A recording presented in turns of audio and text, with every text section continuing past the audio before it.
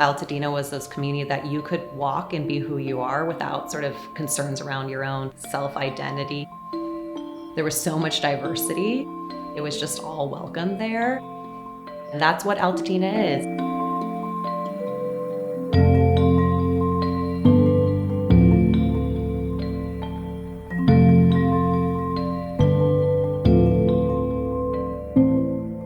I'm Yasmin Sotomayor. I am a mom. I am an HR professional. I grew up here in Arcadia, Pasadena, and Altadena, so I feel like I am one of those individuals that have just made this place my home.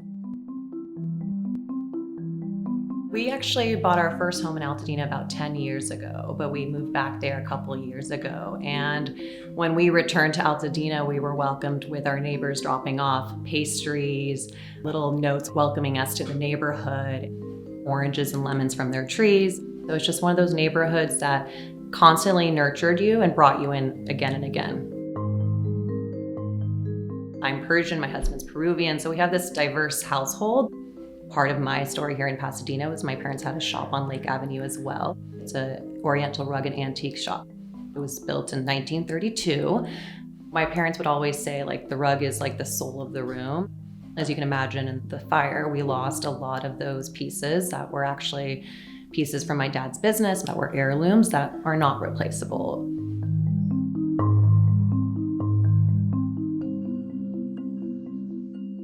So we were coming off from the holidays of the New Year's. I think we all knew that there was this wind watch that weekend. And so, in the spirit of proactiveness, we brought down our holiday decorations and thought, okay, let's be ahead of this, which in hindsight now kind of seems silly.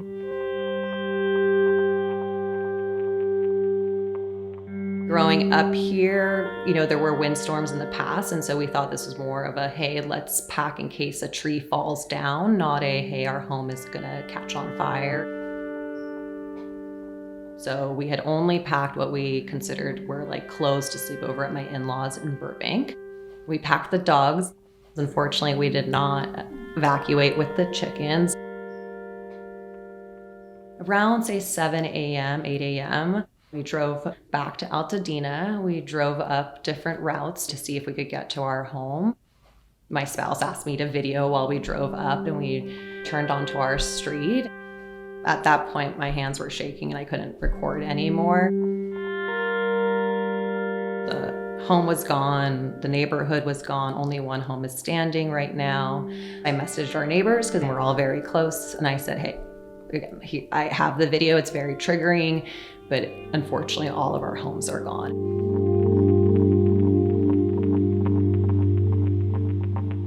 What we lost in the fire was really a lot of proof of life, including my dad's ashes as well. We're first generation. My home became the home that so much of my family gifted us stuff to be able to say, hey, like, you can be this like treasure sort of box for our family things. And so things that I was holding on to that were my brother's in terms of his heirlooms, things that were my mom's that she offered us too. And so we lost all of those things. I think for me, that was the hardest part, right? It's just, not only did I lose the things that meant so much to us as a family and things that both my mom and dad really curated individually, thoughtfully, piece by piece as they rebuilt their lives here in America, then to lose that and to now think about how do I start that story over again, it's been really top of mind for us as a family.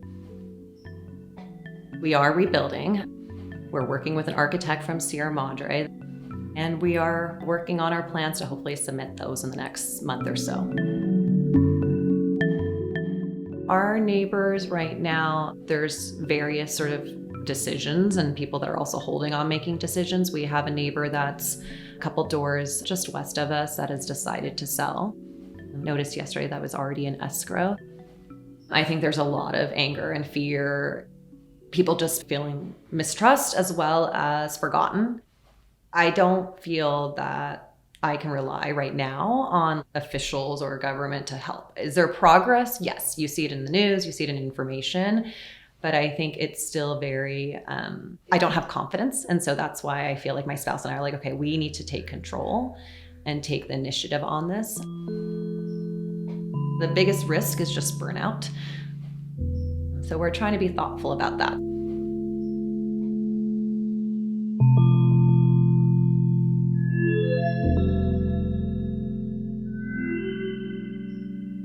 What to me really establishes a safe community is where there's businesses that are owned by those that are diverse. And that was honestly Altadena. You had different family businesses. If you walked into their business, you felt safe, secure, and at home. Or if you went to go eat the food, you felt, a touch of your own background and sort of care. So my hope is that these businesses continue to have support to rebuild. Part of my mentality of the first generation, you kind of just are resilient, truthfully. Having a space that you could call your own is a huge privilege. So I recognize that privilege we had. I want to rebuild it for my children. And just obviously the way this was taken away from us was hard. And for me, I just think about, that legacy of how my children, how we as adults can kind of just care for each other is really important. I do feel like this is a community that can come together, can support one another. I think if we lived anywhere else, I'd have probably significant more fears. It's a little bit of that, the mentality of first generation where you want to give back to everything that your family has given you. I think that's kind of our mindset too.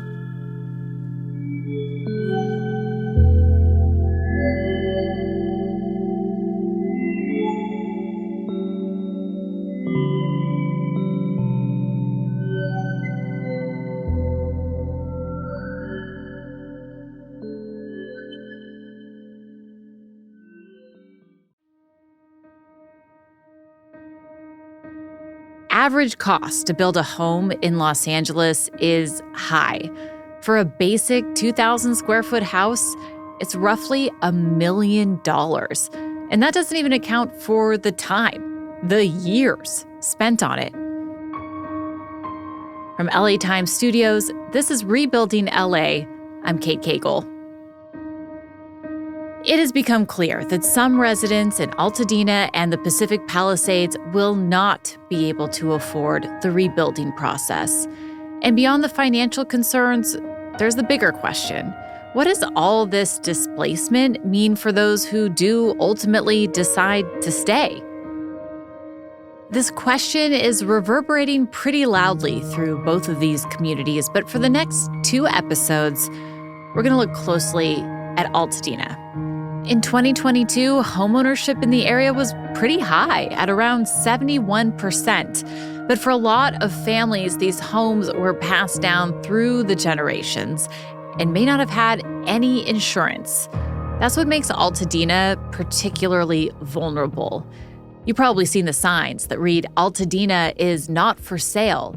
There's been a big push by a lot of community groups to make sure that it isn't, and that all the displaced residents will have the option to return home. California State Senator Sasha Renée Pérez had been in her new role for only a month when the Eaton fire tore through her district, District 25. Now she is here helping with the rebuild and this new crisis, the crackdown on illegal immigration by the Trump administration that is hitting this same community particularly hard. She's joining us here today from Sacramento. Senator Pérez, thank you so much for your time today. Yeah, thank you for having me, Kate. I appreciate it. Well, before we get into rebuilding Altadena, I do want to ask you about the recent immigration raids and the impact that it's had on this community, because there's also a large Latino population in Altadena. Yeah, it has had a devastating impact already on our Latino communities, both in Pasadena and in Altadena. We have a large number of day laborers that were working both on fire cleanup as well as on the rebuild process. Many of those workers are in hiding. they are scared to even come out. And we know that we desperately need that workforce if we are going to rebuild expeditiously. And so it's raising huge concerns and huge questions for our community.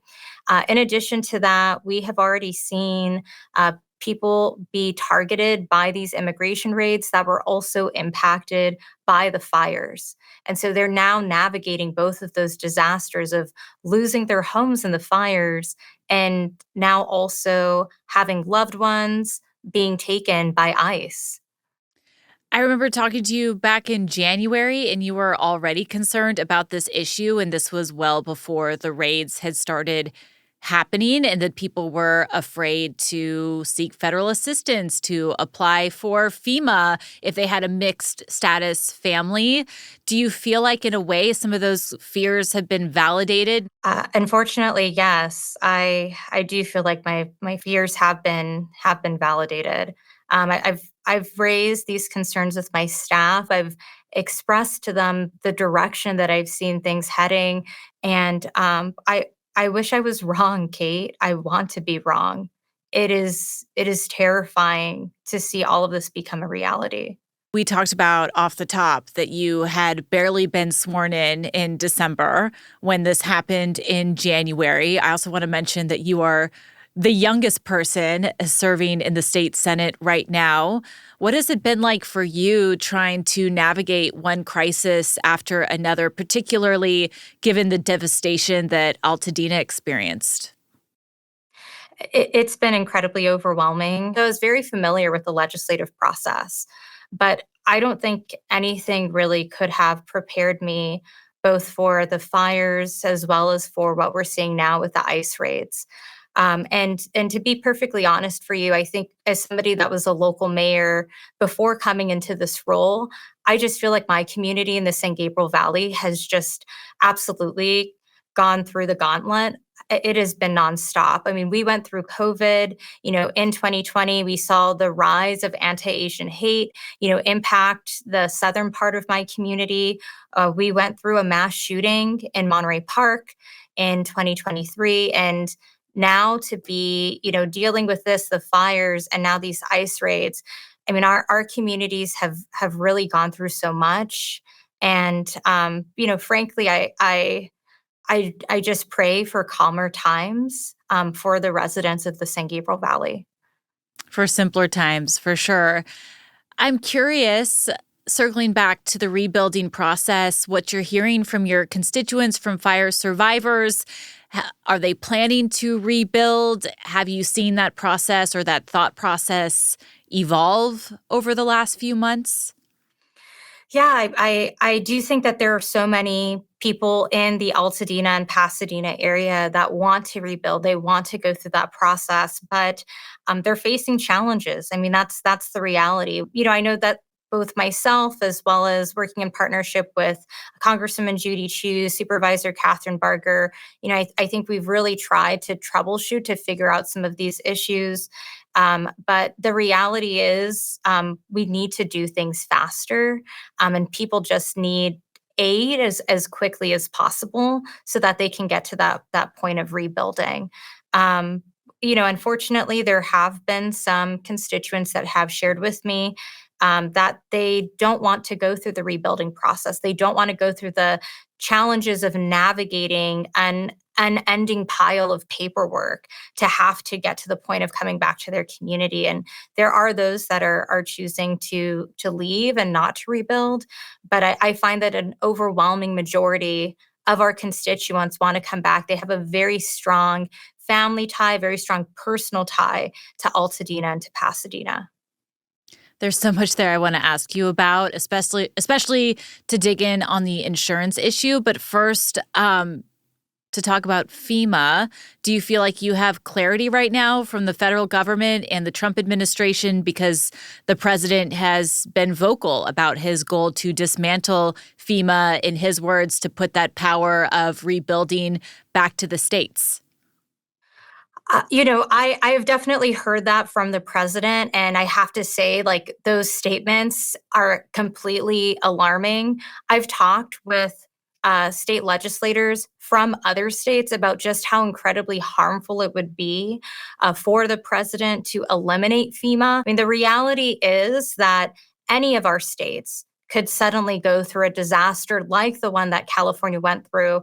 And part of why we have FEMA is so we can all come together and help one another in our time of desperate need. I've said this before and I will say this again, but it is my belief that if the president moves to eliminate FEMA and take away some of that critical funding that my constituents are relying on, then I think the state of California needs to have a very serious conversation about withholding our federal funding, because we have to take on that responsibility of providing that direct support to our constituents. And I refuse to leave them out in the cold. Let's talk about insurance, because one of the biggest issues when it comes to rebuilding is affordability. And as we've already covered in this podcast, many people are underinsured. Some people didn't have insurance on these generational homes that had been passed down through families. And others, they're just being given a hard time by their company. We're going to play some sound from Altadena resident Kelsey Zamet, who we first heard from in episode 1. Her home did not burn down, but it's in the middle of a burn zone. And at the end of May, she was still going back and forth with her insurance company about the cleanup. Here's what she had to say. I'm a lawyer. I know how to advocate for myself. I know how to document things that were said. And I still find myself shocked at the tools that they will use to pretend that they didn't agree to something, to pretend that it's not documented anywhere, to walk back things that they've agreed to. So, Senator, in your view, how big of it is the insurance issue in Altadena? The insurance issue is huge. We've received thousands of emails from individuals that are having challenges navigating their insurance companies. In particular, a focus of those complaints has been on State Farm, which is actually the largest insurer in the state. Over the last month and a half, we have been advocating with a group of residents to Insurance Commissioner Ricardo Lara to open up an investigation into how State Farm is handling fire claims, both in the Eaton Fire area as well as in the Palisades area. And he actually recently announced that he would be doing this investigation. It is known as a market conduct examination. And part of the reason why I think this is so necessary, as you may have heard, State Farm was recently approved for an emergency rate hike. And I wanted to be very, very clear that these companies, these insurance companies, need to be held accountable so that they are making good on their agreements to their customers. I have residents in my community that have been good paying customers of their same insurance companies for 20 plus years, 30 plus years in some cases. And it is completely unacceptable to hear in many ways that they've been left out in the cold. And so we're trying to send a message to say, you need to do what's right on behalf of these individuals who have lost absolutely everything in their fires, in some cases, even their loved ones. I do want to add that in response to the investigation, a State Farm representative told this to the LA Times, quote, "A fair review will find that thousands of State Farm customers are being helped by our teams on the ground in Los Angeles County and are very satisfied." Although, to a point, maybe you're not hearing from the satisfied people. You're hearing from the people who are trying to get their claims paid out, Senator. Yes, and that is absolutely the case. I have no doubt that there are success stories that they could highlight. The whole point of us doing this investigation is to uncover why there are so many folks that are having the same concern and the same issue. To hear from thousands of people that their claims are being either delayed or denied is a cause for concern.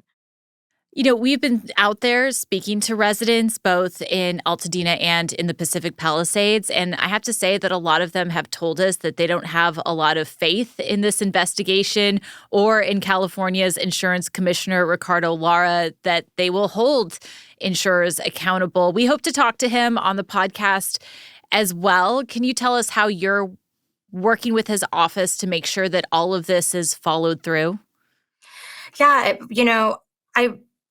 I do want to highlight, I do think it is very significant, one, that this investigation is happening. We have continued to reach out to the insurance commissioner to let him know, as these concerns are coming up. And, I want to highlight State Farm is one major example, but we've also heard concerns and complaints, around the FAIR plan, from other insurance agencies and insurance companies. So what we do, as an office and myself as a senator, I reach out both directly to the insurance commissioner, we reach out to his department, and we also will reach out directly to the insurance companies as well. We have really taken a big role in trying to help folks with resolving some of the challenges that they're facing.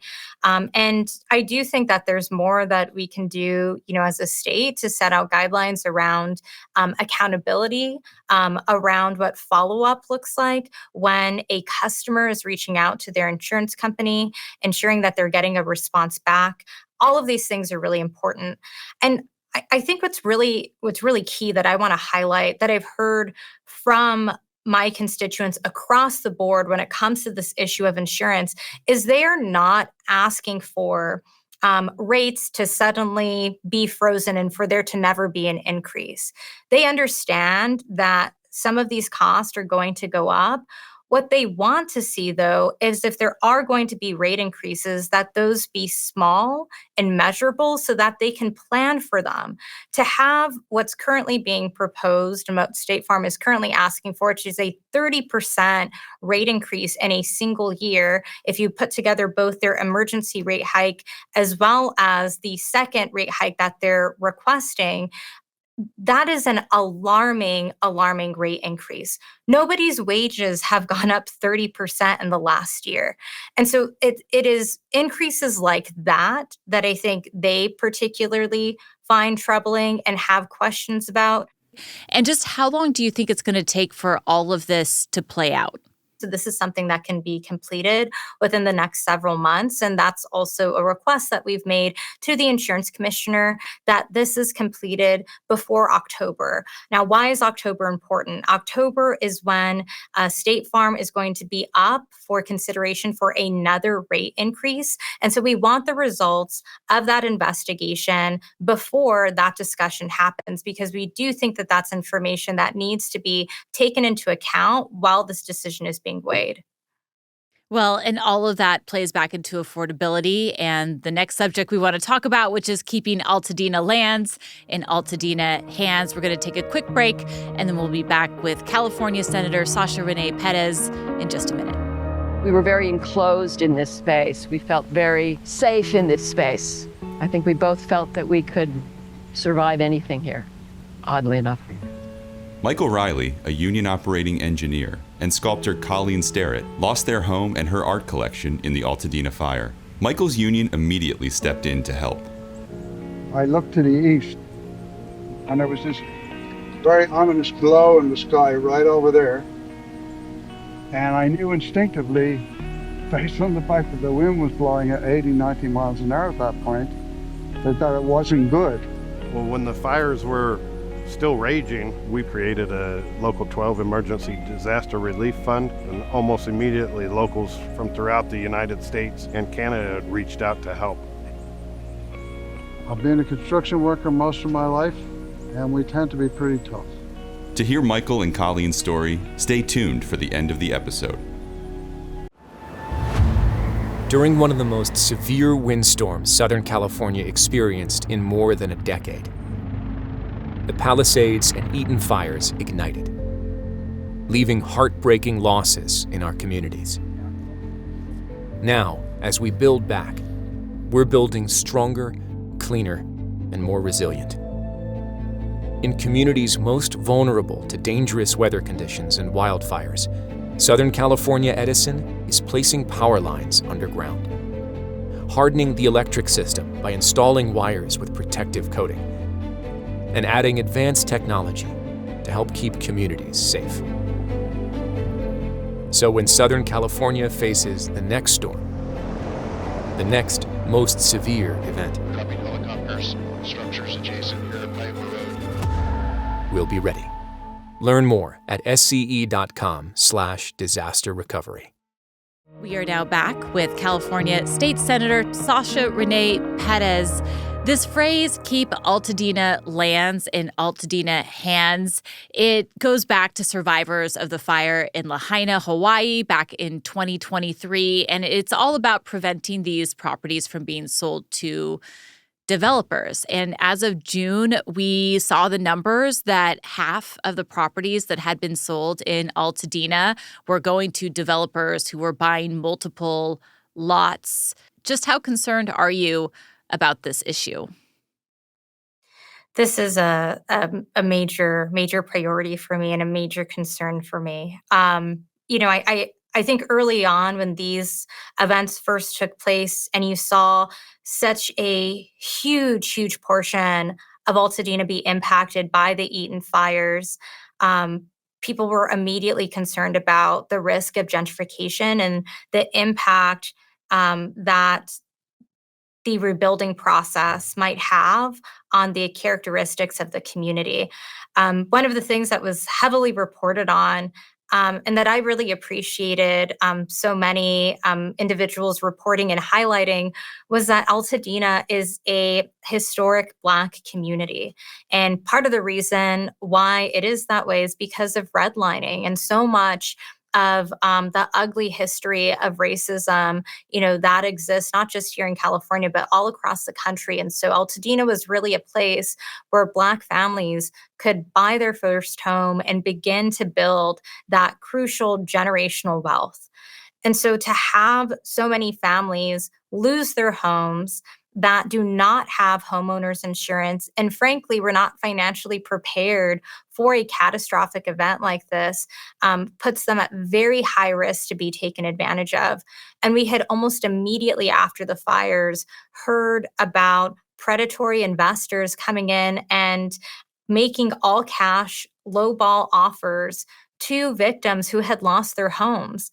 And almost immediately as these stories began to come up, you saw the community react and come up with signs that said, Altadena not for sale, keep Altadena lands in Altadena hands. These concerns, we raised them to the governor, who then tried to increase the penalties on predatory investors who were actually making these offers to some of these homeowners. And so you've seen kind of efforts to move this direction. I had a bill that was in this space as well. We have a budget request that's in this space. So we have really tried to do everything that we can to address this particular challenge. What is the status of the bill that you introduced to try to give nonprofits and the actual government a leg up when it comes to buying these properties? So our legislation, unfortunately, to create a community land trust, it was not successful in this legislative cycle. It was actually held in Appropriations Committee. But our budget request is continuing to move forward, and we are continuing to negotiate with both the governor as well as Senate and Assembly leadership. And, our hope and our real focus is really to try to make this a reality. We know that there's so many nonprofits on the ground that are doing excellent work already. Organizations such as the Green Line Housing Foundation have done an excellent job of purchasing, for example, apartments nearby in areas like Glendale, turning that all into affordable housing for rent for fire victims, helping fire victims who do want to make the tough decision to sell their home, but they want to ensure that that home is sold to a first-time home buyer. They want to preserve that beautiful character that Altadena had and really lifting up working class folks. And they are working directly with the Green Line Housing Foundation so that that house can then be sold as affordable housing to another Black family, to another Latino family.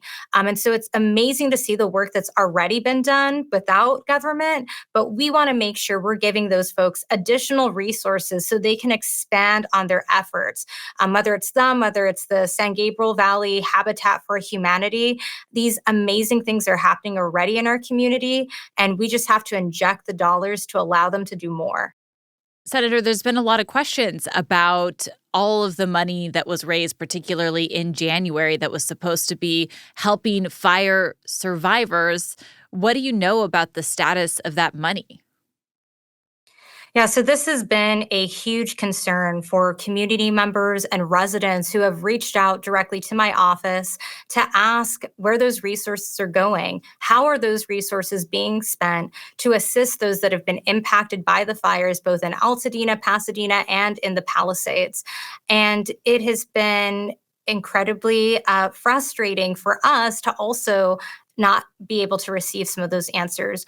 What we've discovered in this process is that while these funds were being set up, while money was being collected, many of these organizations were not familiar with the geography of Altadena and where it's located. Altadena is an unincorporated community located outside of the city of Los Angeles. It does not have a locally elected city council or a locally elected mayor. And so there's been an education that's had to happen. And we have gone out of our way to make sure that we are connecting those groups that have set up some of these funds to talk directly with residents and constituents on the ground who have lost their homes. I'm hearing you say that you don't know where that money is right now.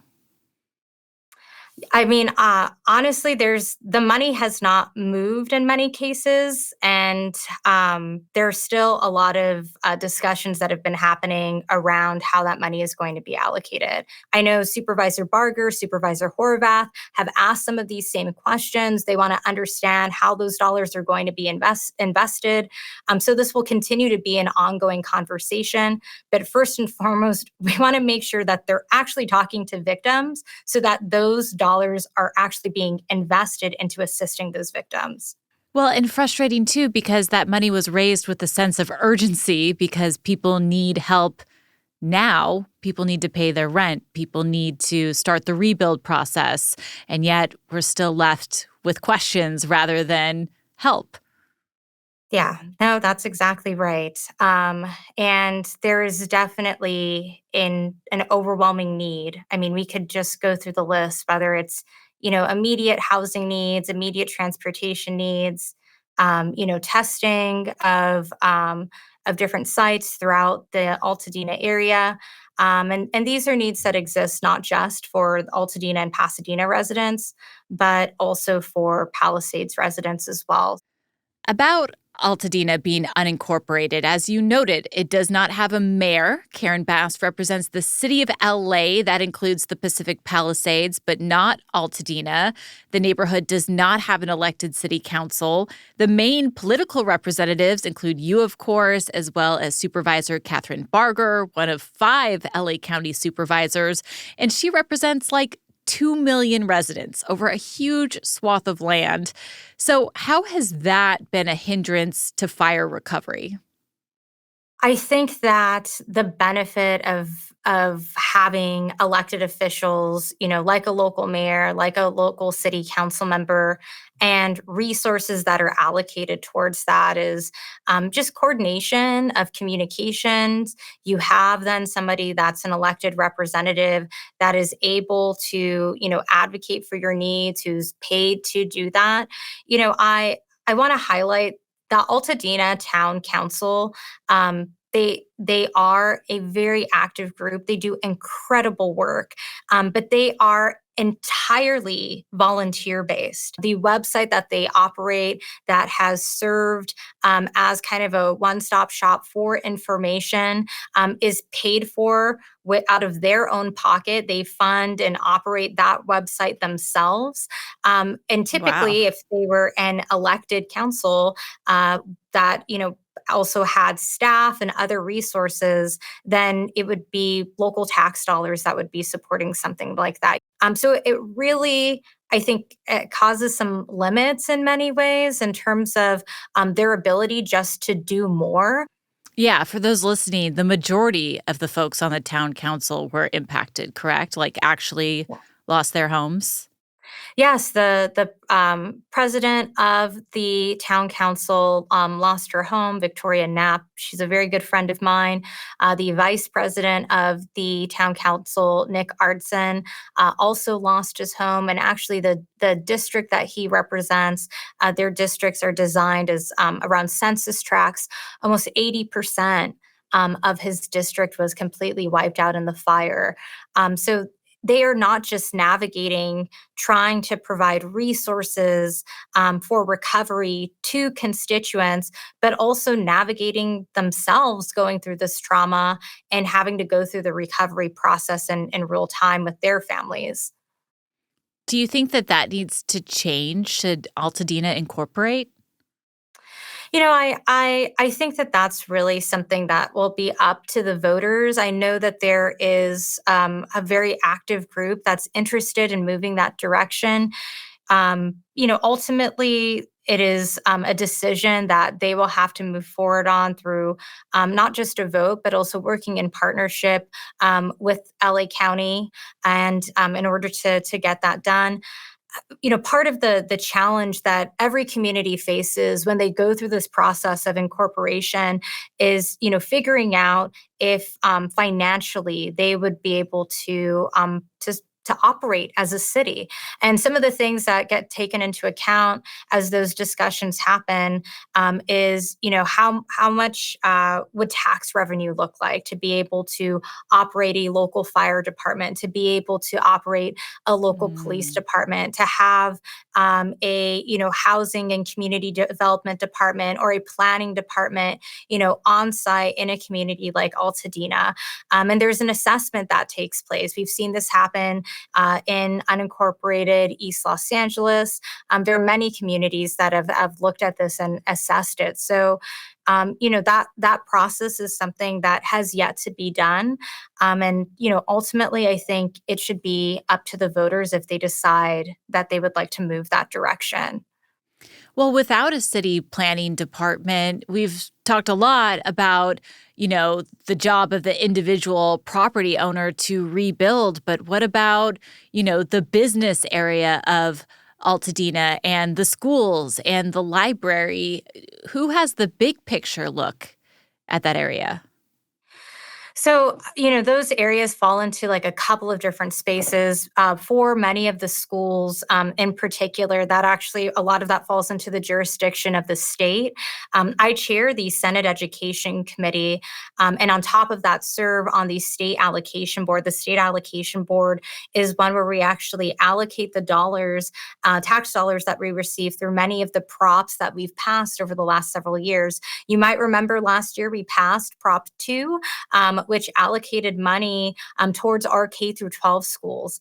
One of the great things about that is that part of those dollars are set aside for emergency situations just like this. And so about 3-4 months ago, we took a vote. Actually, my first vote ever on the State Allocation Board was to expedite resources to get down to Altadena so that we could get to rebuilding schools.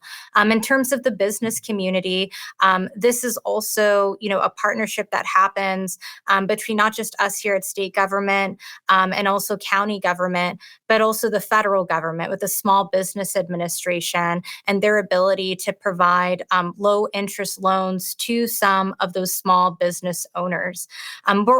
We've been working on legislation to create a increment financing district.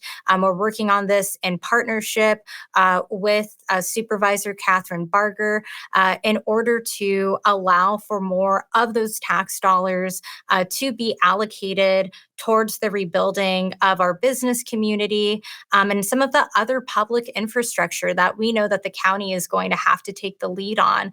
But we know that the resources need to be there in order for this to happen expeditiously. What about getting some of this debris cleared at the business sites? My producer was up there fairly recently and said there was still a lot of rubble. Absolutely. There's been huge challenges, both with getting debris removal done for our business community as well as for our nonprofits, such as churches. And frankly, I think that the example of what's happened with the delays with the debris removal process is unfortunately a good example of just government bureaucracy. My office was working directly with small business owners, with churches, dealing with FEMA and the federal government and trying to navigate, how they could get this process done and completed. And it felt like a game of cat and mouse of, you didn't complete this application or you didn't sign off on this and you needed to do this first. I mean, it was so incredibly frustrating. We finally saw movement on several of those nonprofit churches and small businesses actually just this past week, but it has been a huge, huge challenge. And frankly, part of my frustration is the longer that we leave that debris there, it becomes dangerous and hazardous to the surrounding community. I mean, if you've seen some of these locations, because they were burnt down, you have huge, pieces of wood, huge pieces of cement. I mean, just everywhere. And it is very dangerous for any individual to be walking around in that area, in addition to, lead, all of the hazardous materials that burnt while these fires were happening. Well, and you bring me back to where we started, which is what's going on with the business community right now and this crackdown on undocumented workers. It's estimated nationwide something like 1.6 million undocumented people work in the construction industry. And I'm sure you have concerns right now. Who is going to rebuild Altadena?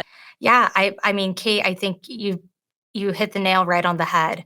I don't know how anybody in their right mind can think that this rebuilding process is going to happen expeditiously if we continue to scare working people, immigrants, and US citizens, frankly, from feeling like they can safely go to their job sites and not have a raid happen. I mean, this is absolute absurdity. I've visited and spoken with other leaders across the state that have navigated these fires. The community of Paradise, for example, I think they are at year 7 at this point in terms of when their last fire happened, and they're about 95% of the way rebuilt. I really worry that because of these raids, that we are going to see that timeline significantly extend. I mean, you think about everything that the federal administration has done, from the immigration raids to the tariffs that are having an impact on the very products and materials that we need for the rebuilding process. I mean, every single step of this process is being impacted. And then, as if that wasn't enough, to threaten to eliminate FEMA that is providing transportation assistance, housing assistance, so that people can continue to remain inside, make it make sense. And I have just been so utterly flabbergasted and disgusted by the way that this federal administration has chosen to operate. And what I anticipate seeing is huge delays in the rebuilding of Altadena and the rebuilding of the Palisades, and ripple effects throughout our economy until the president decides that he wants to change his direction. But it has been so incredibly frustrating to everybody. And my constituents see this, and they realize the impacts that it is going to have directly on them and their ability to rebuild. So given the immense amount of pressure Altadena is under right now, given everything that you've just described, what gives you hope? I would say, my constituents give me hope. I try to get back as soon as possible every time I finish my work up here in Sacramento. They are incredibly determined and incredibly resilient. And, I talk about the ice raids. I talk about some of these challenging events that we've seen happen. And at the same time, we've seen community come together and organize to push back on so much of the devastation. My role here is just to lift up the incredible things that they're doing. And so they give me so much motivation to do this work every single day. And I'm so grateful and so proud to represent the SGV, because despite going through so much devastation and so much heartbreak, these folks continue to get up every single day to deliver for the rest of their community. And I could not be prouder to get to represent them here in the state legislature. California State Senator Sasha Renée Pérez, you have been incredibly generous with your time today. Thank you so much. Thank you. Thank you for having me, Kate. And that's it for us today. Next week, we will talk to some local architects in Altadena who have been working on some plans to make the task of rebuilding a little bit easier. Please join us for that. And thanks so much for listening to this episode of Rebuilding LA. Please subscribe and give us a review. We really want to hear from you. Before we say a big thank you to everyone who has helped us produce this show, we have a word from our sponsors.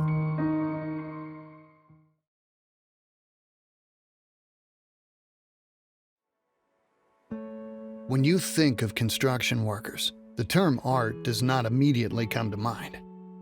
But if you talk to workers who build things, they often mention their creativity. Michael Riley and Colleen Sterrett lost their home and her art studio in the Altadena fire. The art that was lost and the challenges of reconstruction are on their minds. Rebuild SoCal Partnership visited Michael, a union operating engineer, and Colleen, a well-known sculptor, on a Sunday afternoon as they planned for the future. Yeah, look at the pine, Michael. Yeah, I know, it's coming back. We were very enclosed in this space. We felt very safe in this space. I think we both felt that we could survive anything here, oddly enough. Yeah, I had a studio full of work, a 50-year archive of my works on paper, so it's pretty overwhelming. But having been here a number of times over the last 3 months, I really feel it's time to let go and Move on. Yeah. This kind of hardscape is not done anymore. There aren't too many people around who know how to do this. One of the things that is really important to us is the fact that when the Corps of Engineers come to remove the foundation of the old house, is that this does not get damaged. It's very important to us that we preserve this as part of what we inevitably will rebuild here. I looked to the east, and there was this very ominous glow in the sky right over there. And I knew instinctively, based on the fact that the wind was blowing at 80, 90 miles an hour at that point, that it wasn't good. The main thing, because I do such large sculptural work, we weren't going to bring the sculpture, but I brought my computer, all my hard drives with all of my documents of my work. Dogs packed up, and we headed out about 9:45. Our neighborhood didn't get an evacuation warning until 3:30 in the morning. I was very fortunate to get into the Operating Engineers Apprenticeship Program because it gave me a very great understanding of what an operating engineer does in building and creating. Well, when I drive around Los Angeles and I look at the buildings and the bridges and all of the things that have been built, I see beauty. Union Local 12 and locals from around the country provided us with financial assistance when we needed it, and we are forever grateful. And it proves the strength of unity and being part of an organization that cares about people. David Sikorsky, leader of Operating Engineers Local 12, could see the fires from his office window in Pasadena. He knew that many of his members would be impacted. Well, when the fires were still raging, we created a Local 12 Emergency Disaster Relief Fund, and almost immediately locals from throughout the United States and Canada reached out to help. Operator John Renner worked the excavator on the site. They requested us to come help do their house because they saw us on a previous house, so I felt lucky enough to help out a fellow member.